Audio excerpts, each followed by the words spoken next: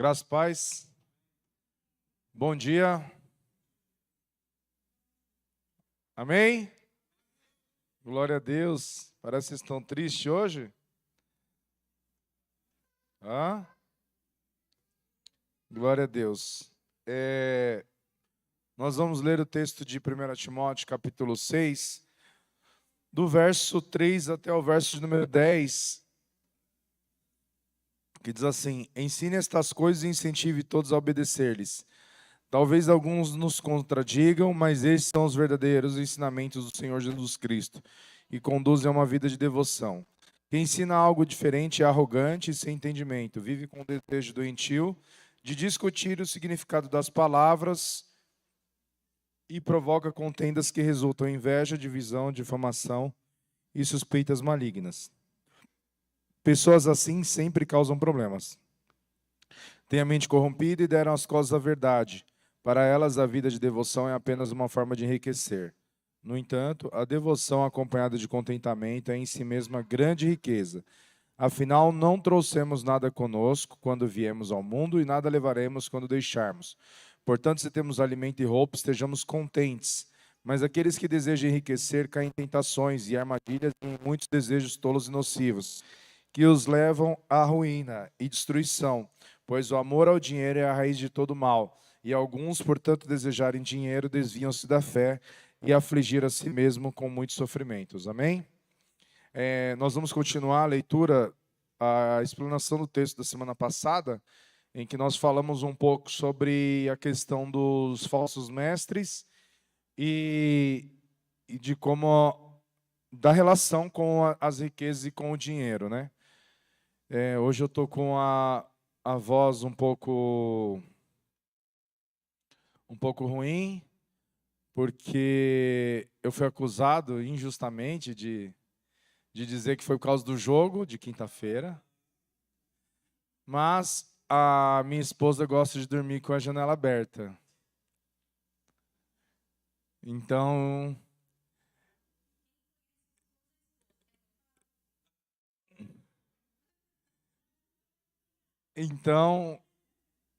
a voz não tá ajudando muito, mas eu conto com a compreensão de vocês também. Amém? Glória a Deus. Pô, 6 anos sem ganhar um título também, né? Não dá, né? Então, ajuda nós também, né? Ó o André, a voz dele tá intacta. Por muito tempo.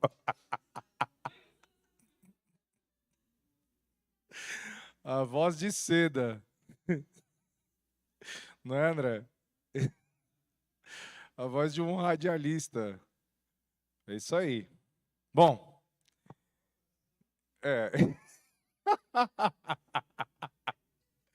Alguma coisa tem que sacrificar, não tem jeito, né, André? Não tem jeito. Glória a Deus. Bom, esse texto ele vai falar sobre os falsos mestres e na semana passada a gente estava falando a respeito de uma vida em contentamento, né? No final da pregação da semana passada a gente estava falando de uma vida em contentamento, que são os versículos 6 em diante, que vai dizer assim: a devoção acompanhada de contentamento é em si mesmo grande riqueza. Afinal, não trouxemos nada conosco quando viemos ao mundo, e nada levaremos quando deixarmos. Portanto, se temos alimento e roupa, estejamos contentes. Ontem, quando o Lucas estava pregando, ele fez uma pergunta. E a pergunta que ele fez é: o que é ser pobre? Alguém lembra? E qual que é a resposta?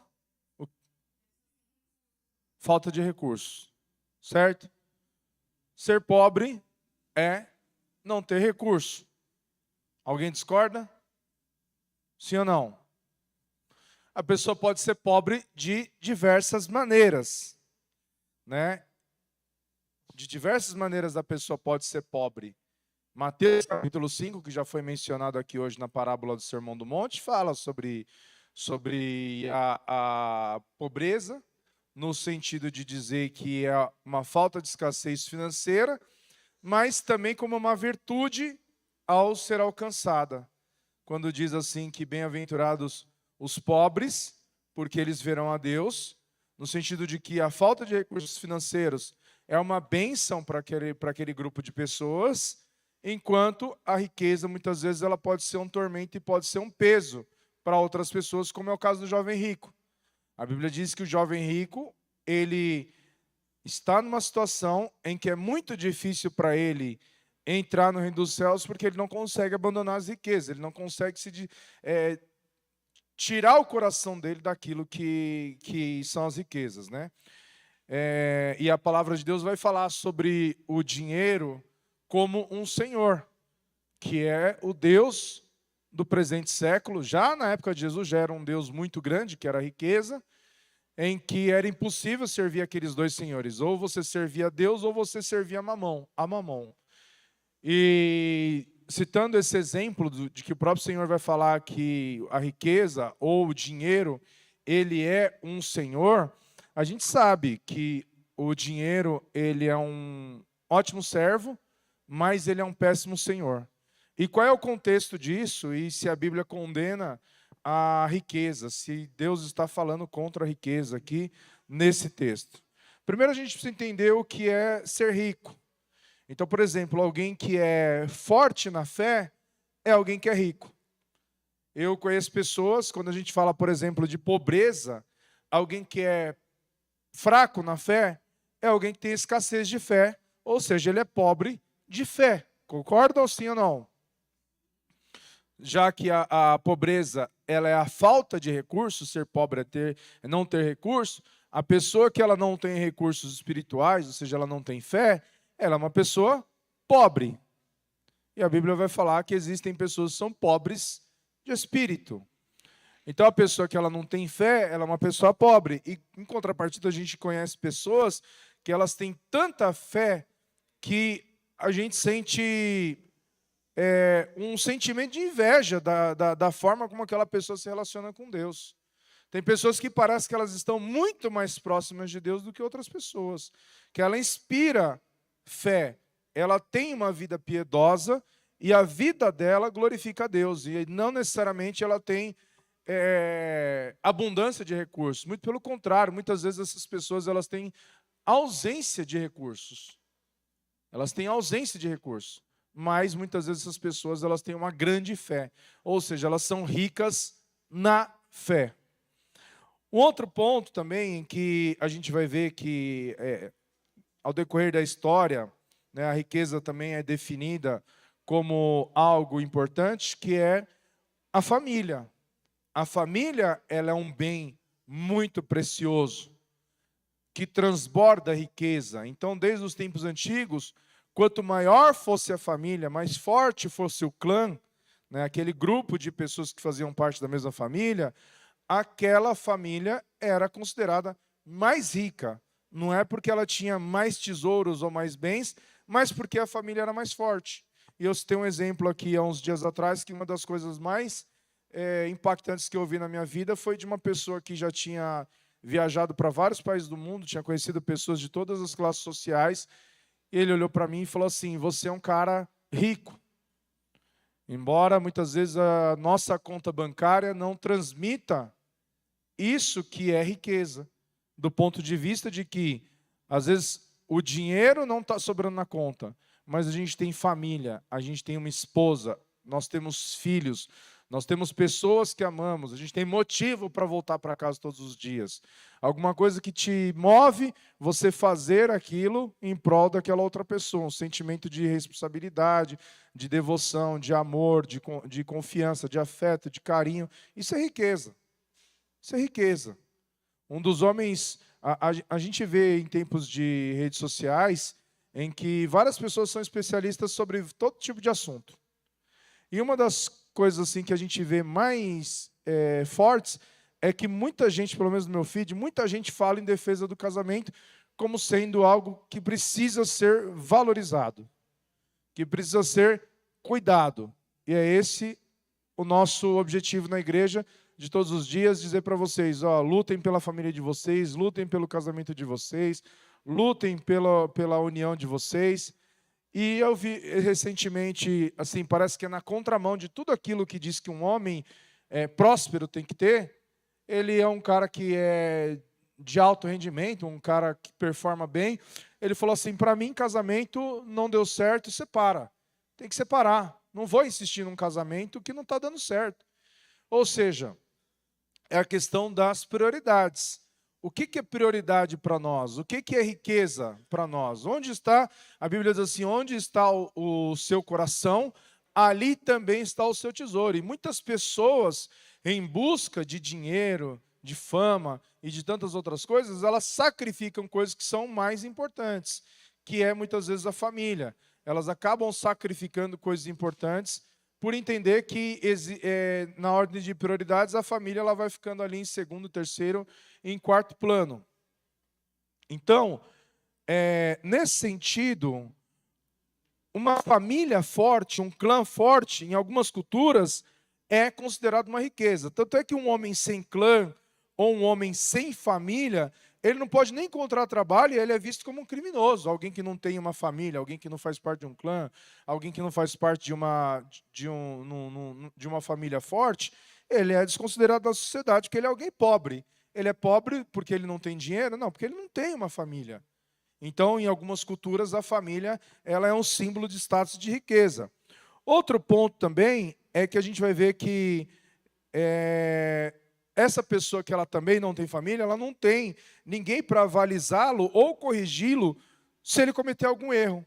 Então, um homem que deixa a família dele numa sociedade assim, ele é considerado um criminoso.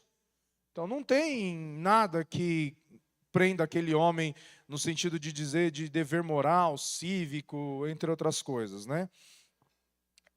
A gente também sabe que em muitas culturas a amizade, o amigo, os verdadeiros amigos também são fontes de riqueza. Ou seja, para algumas culturas, uma rede de amigos é riqueza e segurança. Hoje foi falado aqui, por exemplo, da questão do que a missionária Lilian estava falando, da comunidade judaica, que tem um sentimento de mutualidade que faz com que as pessoas que fazem parte daquele grupo prosperem, porque eles têm amigos, eles têm uma rede de apoio que não deixa que a pessoa se afunde sem que ela seja prontamente socorrida ou ajudada. O que significa isso? Que para essa cultura, a amizade ela não representa só laço afetivo, mas ela vai representar também o quê? Ela representa, esses amigos, eles representam riqueza e também segurança. Ou seja, eu sei que se alguma coisa acontecer comigo, eu não vou estar desamparado, que eu tenho uma rede de pessoas que vão estar ali sempre prontos para me ajudar. Eu conheci um judeu, há muitos anos atrás, que ele tinha muita facilidade para conseguir dinheiro, e muito dinheiro. A gente não está falando de você tentar pegar um empréstimo de 5 mil no Banco do Bradesco ou no Banco do Brasil e o André não liberar. A gente está falando de você ligar para uma pessoa e precisar de 300 mil, 500 mil, de 1 milhão, para poder montar um negócio, ou fazer alguma coisa, ou pagar uma dívida, ou resolver alguma coisa, e você conseguir esse dinheiro. E os judeus, eles têm digamos assim, essa facilidade, porque eles são muito prósperos. E além deles serem muito prósperos, eles se preocupam muito com os irmãos dele ali, os amigos deles. Seja família, seja um conhecido da comunidade, eles têm essa mutualidade. Então, para algumas culturas, esses amigos, eles também representam riqueza e segurança, porque eles vão ajudar e vão defender ele, assim como você também defenderia essa outra pessoa. Então, há uma mutualidade. Em outras culturas, né, como, por exemplo, na cultura feudal, onde havia ali vários senhores, eles se reuniam, por exemplo, quando tinham qualquer situação que ameaçasse eles internamente, fazendo com que eles tivessem um vínculo muito forte, onde eles tinham, na força do feudalismo, uma rede de obrigações, deveres e vínculos, ou seja, eles sabiam que eles não estavam sozinhos, né? Hoje em dia, é mais ou menos assim, ó, cada um por si. A gente vive numa comunidade, você entrar na casa do vizinho, você tranca a sua porta e você não quer nem saber o que está acontecendo do lado. Hoje em dia, existe já alguns movimentos que são de vizinhança solidária, você passa em algum bairro, aí tem uma placa lá de vizinhança solidária.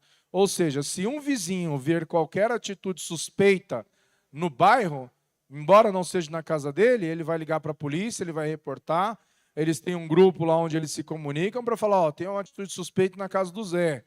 Ou seja, na rua tal, alguma coisa assim. Ou seja, eles estão preocupados com a segurança do Zé? Não, eles estão preocupados com a segurança de todos. Evidentemente, se a ameaça é contra o Zé, naquela ocasião eles vão ajudar. Mas sabe também que o Zé também vai ajudar quando a ameaça for contra ele. Então, esse sentimento de vínculo também também transparece em riqueza. Porque se eu estou na minha casa, e estou entrando na casa do meu vizinho, e eu não estou nem aí para o que está acontecendo lá, porque não tem nada a ver comigo, eu estou sendo uma pessoa pobre, de individualista. Ou seja, para mim me falta empatia, que é um recurso, me falta senso de responsabilidade, individualismo. Então, são vários fatores que vão corroborar com isso. E já quando a gente entra na esfera material, a gente vai ver que ao longo da história, durante muitos tempos, a fonte de riqueza era a terra. Terra era a fonte de riqueza. Quem tinha terras era rico. É muito mais fácil você deixar durante sua vida uma casa de 1 milhão ou deixar 1 milhão em dinheiro no banco. O que é mais fácil? O que é mais fácil? Você adquirir uma casa de 1 milhão ou você juntar 1 milhão e deixar como herança? O que é mais fácil? Deixar uma casa. As pessoas tinham essa sensação. Os mais antigos pensavam muito nisso, em ter a terrinha deles ali, em ter a casinha deles ali, porque isso representava segurança. Eu tenho uma casa. Se acontecer qualquer coisa, eu tenho uma casa. Aí o que aconteceu? As pessoas que tinham casa, o governo vai lá e enche eles de imposto e de obrigações. A casa já não é mais uma coisa segura. Deixa de pagar um IPTU para você ver se existe segurança na casa. Existe, André? Se você não pagar IPTU, se você não pagar imposto, não existe segurança na casa. Então a riqueza também ali das terras, ela não tem tanto valor quanto tinha antigamente. Então a terra, ela vai fornecer para o homem tanto um lar como uma fonte de alimento potencial. E durante os séculos, um homem com terras era considerado um homem livre, né? Então nessa estrutura nossa de cultura contemporânea, onde você tem obrigações, impostos e todas essas coisas, isso já não tem tanto valor quanto tinha antigamente. Mas o que é, então, hoje, o que a gente tem de valor de dinheiro? Né? Que aí é onde a Bíblia vai dizer que o amor ao dinheiro é a raiz de todo mal. Ou seja, o dinheiro ou a riqueza é a raiz de todo mal? Não. O amor a ele. E qual que é a diferença nisso? Deus está condenando a riqueza? Deus está condenando a pessoa de ser rico, ou adquirir bens, ou propriedades, ou de qualquer outra coisa? Sim ou não? Muitas pessoas caíram em tentação, tanto no Antigo quanto no Novo Testamento. A gente vai ver Acã, quando, depois de uma guerra, Deus fala para eles que não era para eles tomarem nada depois daquela guerra, uma prática que era absolutamente comum, era que depois de ter vencido uma batalha, tudo que pertencia àquele povo que foi vencido era do vencedor, porém, havia uma ordem expressa de Deus dizer, não tomem nada da Babilônia. Não fosse por esse fato, Acã não teria feito nada de errado. Porém, o que Deus falou era que ele ninguém poderia pegar nada. Ou seja, Acã, ele se encanta com uma capa babilônica, esconde a capa, esconde mais algumas coisas na tenda dele, na tentativa de se favorecer ou se beneficiar, mesmo quando Deus estava dizendo, não faça isso. Acã peca, é apedrejado diante de toda a comunidade, morre ele e a família dele inteira. A gente vai ver um outro homem chamado Acabe, que ele era rei de todo Israel, ou seja, ele já era muito próspero, ele era muito rico. Acabe tinha muitos bens, muita riqueza, mas do lado da casa de Acabe tinha uma vinha muito bonita. E aquele homem só tinha aquela vinha, ele não tinha outra coisa. E Acabe, ele vai fazer o quê? Eu tenho dinheiro, né? Olha só a teologia moderna. Esses dias um pregador famoso falou: tudo que o seu olho vê, Deus pode te dar. Olha o perigo. Acabe viu a vinha, ouviu o pregador, falou: essa vinha é minha. Deus deixou eu ver, é porque Deus vai me dar. Olha o perigo. Acabe viu a vinha, ouviu o pregador, falou: quero a vinha. Eu vi a minha. Deus deixou eu ver, a vinha é minha. Vai lá e manda o corretor de vinhas na casa daquele homem. Fala assim para ele: eu tenho um comprador para sua vinha. E ele fala: minha vinha não está à venda. Não, mas eu quero comprar. Mas eu não estou vendendo. Não, mas eu pago o preço que for. A minha vinha não tem preço. A minha vinha é uma herança que eu recebi e ela não está à venda. Aquele homem, ele estava tão cego no desejo dele de ter aquilo, tão cego no desejo dele de possuir aquela vinha, que ele, a Bíblia diz que ele se entristece, ele não come, ele fica com carinha ali de amuado, a mulher dele chega até ele, fala assim: por que você está com essa cara? Ele fala assim: porque Nabote não quer me... Perdão. Não. O dono da vinha? Não. Nabote não quer vender a vinha. É que eu estou confundindo com Nabal. Nabote não quer vender a vinha. Aí o que aconteceu? A mulher dele, muito sagaz, muito astuta, falou: você é rei, está preocupado que o cara não quer te vender a vinha? Toma a vinha dele. Mata ele se precisar. O pecado de Acabe não era querer ter uma vinha ou querer comprar uma vinha. Mas ele queria tanto aquela vinha, que não estava à venda, que ele pecou tanto que, apesar dele possuir aquela vinha, ele nunca pôde desfrutar de um único fruto daquela vinha. E ele foi severamente punido por Deus. E ele morreu antes que pudesse provar um único fruto daquela vinha. Acabe nunca provou uma única uva daquela vinha. Qual foi o pecado de Acabe? Era ser rico? Não. Era amar muito algo que ele não podia ter. E aí, nesse sentido, a pobreza, ela é uma bênção na vida de muitas pessoas. A falta de recurso é uma bênção na vida de muitas pessoas. E a Bíblia vai dizer que a pessoa pobre, ela tem menos motivos para pecar do que a pessoa rica. Porque a riqueza, ela traz muito mais responsabilidades para a pessoa do que a pobreza em si. A riqueza, ela muitas vezes, ela pode ser uma pedra de tropeço para a pessoa. E aí, a gente vai ver, por exemplo, o que acontece com Ananias e Safira. Ananias e Safira, lá em Atos, diz que a igreja, já foi mencionado hoje também, a igreja, ela começa a crescer e eles já não tinham mais nada em comum, tudo era comunitário, não tinha mais nada individual, tudo era comunitário. E as pessoas começavam a depositar aos pés dos apóstolos tudo que tinham. Chega no culto de domingo, o André vai lá e ele dá a chave do apartamento dele e fala assim: ó, Deus tocou no meu coração, estou dando meu apartamento. Aí, no mesmo culto, o pastor Ricardo chega e fala assim: olha, pastor, essa áudio aqui, ó, eu quero ofertar para a causa da igreja. E aí, as pessoas começaram a fazer isso. Só que, de repente, o que aconteceu? Tinha um irmão lá que ele queria ver o nome dele no hall de membros doadores. mas ele queria ter uma segurança de que se tudo desse errado, ele tinha algo a que se apegar. Ele queria parecer bem com a igreja e com os membros doadores. Ele queria estar na mesma categoria que o André, que deu a casa, na mesma categoria que o pastor Ricardo, que deu a Audi. Mas ele não quer, tipo assim, e se esse negócio não der certo? E se o dinheiro acabar? E se tudo der errado? O que ele vai falar com a esposa dele? Chama a esposa dele e fala, vamos fazer o seguinte, a casa vale 1 milhão, mas ninguém sabe quanto a casa vale. Vamos dar metade. A gente guarda metade.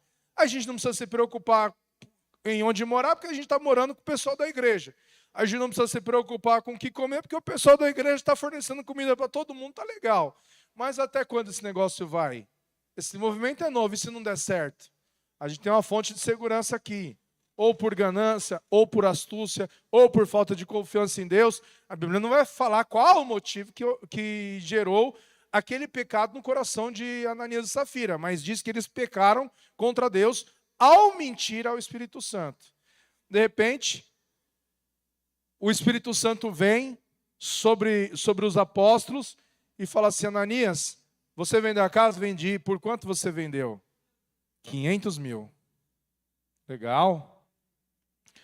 O Espírito Santo falou que não, Ananias. Ananias, puf, caiu morto. Os homens vêm, levam, pode levar Ananias para o túmulo. De repente a mulher dele vem desavisada, sem saber de nada, chegou. Não deu nem tempo de mandar o WhatsApp, falou, ó, os crentes estão aqui em casa querendo saber quanto foi a casa. Não deu tempo. Safira entrou, já tinha combinado o pecado, o preço é tanto. Quanto foi a casa? Tanto. Puf, caiu morta. O pecado deles foi não ter dado a casa? A Bíblia não diz que todas as pessoas deram casa, carro, nada. Mas se eles falaram que venderam a propriedade para dar todo o dinheiro para a igreja, por que eles não fizeram? Qual foi o motivo? Ou seja, qual foi o pecado que gerou a decisão deles de não falar à igreja? Será que era o orgulho de querer aparecer lá no hall de membros doadores?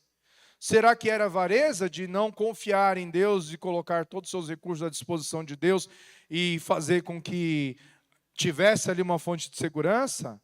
Qual é o pecado que gerou a morte de Ananias e Safira? A gente não sabe. Mas aquilo trouxe um grande temor para a igreja. Não de que as pessoas tinham que vender casas para dar para a igreja, mas que as pessoas não podiam mentir ao Espírito Santo de Deus. Uma vez que eles só tinham a casa, eles não tinham obrigação de ofertar nada. Mas uma vez que eles venderam para ofertar, junto com o dinheiro veio também obrigações. E é isso que a riqueza traz. Será que nós estamos preparados para ser ricos, para ser prósperos? Porque o dinheiro ele traz um senso de responsabilidade muito grande.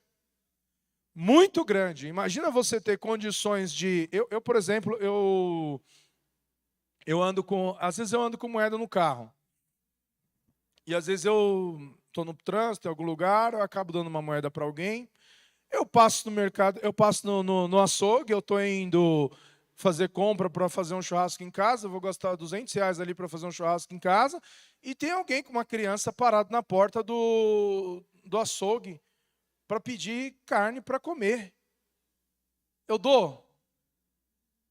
Muitas vezes não. Muitas vezes eu não dou. Porque é muita responsabilidade você saber se o que você está fazendo, você está dando, você está abençoando a vida de uma pessoa que realmente necessita, ou se você está alimentando uma rede de pessoas desonestas que estão ali simplesmente para roubar o seu dinheiro. É um ladrão. É um ladrão. A gente cansa de ver hoje nas redes sociais, as pessoas pedem fralda, vendem a fralda para usar droga. Pedem leite e vendem o leite para usar droga. Comida, o pessoal que trabalha no centro da cidade, o Alex sabe. Todos os dias passa lá gente vendendo um dos restaurantes mais famosos e mais caros de São Paulo, é a família Mancini. O pessoal fica na porta da família Mancini pedindo comida, leva o marmitex e vende o marmitex. Não é para eles comerem. Na porta do McDonald's, na porta dos restaurantes. E a gente se sente mal, às vezes, de não ajudar uma pessoa. A gente, às vezes, se sente culpado. A sociedade moderna quer fazer a pessoa que tem dinheiro se sentir culpado pela miséria do outro. Enquanto o governo está produzindo cada vez mais miséria, a culpa é da pessoa que tem dinheiro. Só que, em contrapartida, a gente também tem que entender que as posses nos trazem muito mais responsabilidades de ajudar quem realmente precisa e saber quando quem realmente precisa ser ajudado. É aí o grande desafio. Discernimento. Esse é o grande desafio. Se eu pegar o dinheiro que eu ganho e eu distribuir no farol, isso não vai tirar ninguém da pobreza, vai me fazer pobre, e eu não vou estar fazendo a vontade de Deus. E agora? Mas se eu simplesmente não der nada para ninguém, porque eu não estou ajudando a pobreza e a pessoa está pegando dinheiro e está juntando com outros reais ali, e está fazendo num dia 250, 300, 400, 500 reais, que é o que um pedinte ganha na rua hoje. Acreditem, é disso para mais. Se eu não fizer, eu vou estar fazendo a vontade de Deus? E agora? Ou seja, ser rico é muita responsabilidade. O que faz com que muitas pessoas caiam em muitos pecados. E qual que é o grande problema? O problema é a pessoa que quando ela quer enriquecer, ela cai em armadilha e em tentação. Ela cai em armadilha. Porque muitas vezes aparece uma proposta que é fácil. E aí a gente acredita que aquilo é de Deus. Eu lembro que há mais ou menos uns 15 anos atrás eu estava integral na igreja. Eu recebia de ajuda de custo da igreja, se eu não me engano, R$350 e meu aluguel era 450. Eu vivia de ajuda da igreja. A igreja me ajudava, minha família me ajudava. Nessa época, uma pessoa chegou para mim e me deu R$10.000 em dinheiro. Em dinheiro. Uma em cima da outra. Pá. Aí eu falei, você sabe que eu não posso aceitar. Eu sabia a origem daquilo. Eu falei, você sabe que eu não posso aceitar. Não aceitei. Eu podia simplesmente aceitar aquele dinheiro e falar assim, foi Deus que mandou? Como muitas vezes eu ouvi crentes fazendo isso. Crentes e pastores recebendo dinheiro do tráfico, recebendo dinheiro do PCC e falando que Deus mandou? Será que Deus precisa desse subterfúgio, dessas ajudas, para fazer alguém prosperar? Ou seja, a igreja se manter? Deus precisa disso? Só que muitas pessoas acabam caindo em tentações quando permitem que esse tipo de coisa aconteça. Muitas vezes eu vi gente com muito menos capacidade do que eu, tanto profissional quanto intelectual, prosperar muito mais às custas de enganar os outros. Eu decidi para a minha vida que não é isso que eu quero para mim. E às vezes a gente tem que trabalhar muito mais, com muito mais dificuldade, com muito mais afinco, para ter aquilo que a gente tem. Então não há problema em a pessoa prosperar ou ser rico. O custo que a pessoa quer aquilo que é muitas vezes o pecado e que vai gerar outros pecados. Ou seja, qual que é a raiz do mal? É o dinheiro? Não. O amor ao dinheiro é a raiz do mal. E não é o único mal. A cobiça, a inveja, o ódio, o pecado em si, gerado lá no Éden, é a raiz de todo mal. Mas o dinheiro é um dos principais fatores que fazem os homens caírem.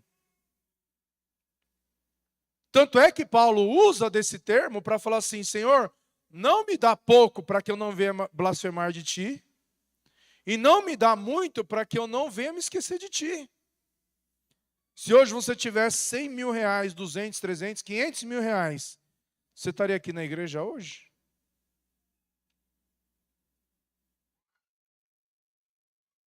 Será? Você não tivesse preocupação financeira de amanhã você ter que pagar uma conta e não ter o dinheiro, você estaria aqui clamando a Deus hoje? Será que metade ou 90% das nossas orações cotidianas não são em torno disso? Da preocupação com o que comer, o que beber, o que vestir? A ponto de Jesus dizer que essa preocupação é pequena. Porque se Deus vestiu os lírios do campo, as aves do céu, será que Deus não cuida de nós?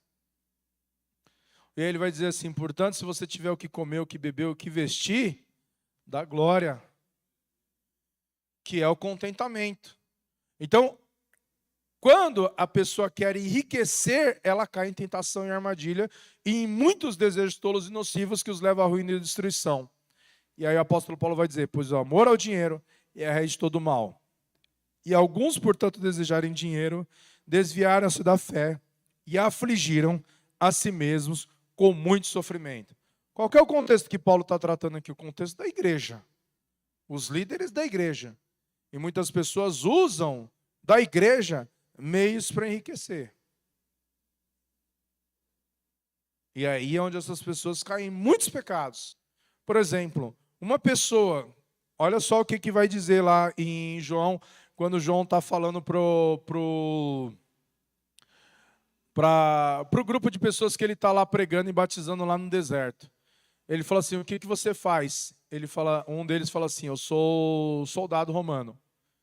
Qual que é a recomendação de João para aquele homem? Qual que é a recomendação? Contente-se com o seu soldo. O que é soldo? Salário. Porque ele sabia que se aquele homem não se contentasse com o seu salário, ele cairia em tentação de ser aceitar suborno.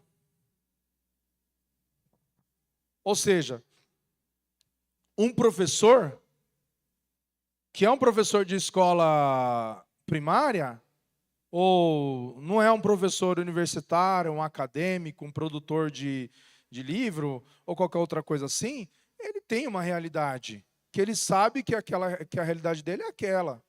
Uma pessoa, por exemplo, que é um policial, por mais que ele trabalhe, por mais que ele poupe, por mais que ele junte dinheiro, ele não vai ser bilionário, ele não vai ser milionário. Ele vai ter uma vida, no máximo, confortável, dentro do padrão que ele puder ter. Mas a pessoa, para ela conquistar riquezas, juntar muito dinheiro, ela tem que fazer alguma coisa que justifique, montar uma empresa, empreender. Hoje está muito mais fácil, com o advento das redes sociais, qualquer pessoa pode se tornar um influenciador e ganhar muito dinheiro. Agora, o que o apóstolo Paulo está falando, falou assim, olha, o caminho que você está seguindo não vai te deixar rico. E se mesmo assim você desejar ser rico, você vai cair em tentação e desgraça. Então a gente precisa entender que ser rico em si não é pecado, mas pode levar a muitos pecados. Porque, como diz o escritor, né, que não é o escritor da Bíblia, tio Ben disse, filho, grandes poderes, grandes responsabilidades. Então você ter dinheiro vai te trazer também muitas responsabilidades. Muitas responsabilidades. Então a gente precisa entender que a falta de recursos financeiros muitas vezes é uma bênção de Deus para muitas pessoas. Porque muitas pessoas se perdem nesse desejo nocivo de enriquecer. Então, por isso que a palavra de Deus vai dizer que nós temos que ter contentamento, uma vida de devoção acompanhada de contentamento. Ou seja, quem é o maior exemplo disso? Jó. No saí do ventre da minha mãe e no voltarei para lá. Aceitaste o bem de Deus com prazer e o mal não queres tu aceitar. Ou seja, a riqueza para Jó não era o fim em si mesmo, mas Deus era tudo na vida de Jó. E aí o versículo 7 vai dizer assim, afinal não trouxemos nada conosco quando viemos ao mundo, e nada levaremos quando deixarmos. Portanto, se temos alimento e roupa, estejamos contentes. Que a nossa vida seja uma vida de contentamento. Contentamento. A riqueza não pode ser o objetivo da nossa vida. Mas se você trabalhar, se qualificar, você pode ter uma vida confortável. Só que quanto mais você tiver, mais você tem que ter consciência da sua responsabilidade social com a igreja, com os seus irmãos, com as pessoas ao seu redor e com os pobres também. Ok? Complexo? Não, é nada. Que Deus possa falar mais aos vossos corações e as palmas louvam ao Senhor Jesus.